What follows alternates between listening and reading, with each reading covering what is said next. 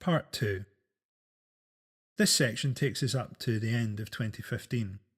In the smoke in the distance, we can make out the outlines of Brexit. It's about our reactions to terrorism, refugees, and the struggles of the NHS. I suppose the lies that were peddled about those things directly led on to what came next. Much as we feel there has always been a huge public upheaval since then, the refugee crisis continues in exactly the same way. The idea that a post-colonial society with an enormous navy can sit and watch people drown as they flee wars that it contributed to is, essentially, a moral sinkhole. Without addressing it, I genuinely wonder if our society can proceed in any meaningful way. Perhaps Britain is best understood as someone failing in life because they have never confronted their past.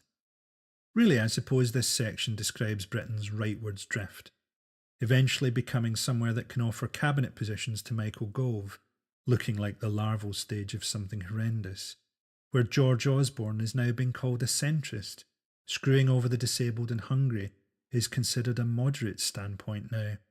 Presumably, enforced sterilisation in labour camps are about to be rebranded as cautious.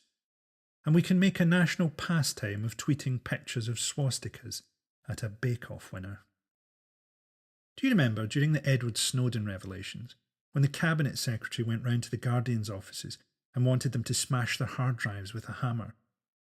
Mainly because he didn't understand what data was. I suppose similarly that we may not have a modern understanding of what sovereignty is. Perhaps a modern concept of sovereignty might involve owning the property in your capital city or your own railway system.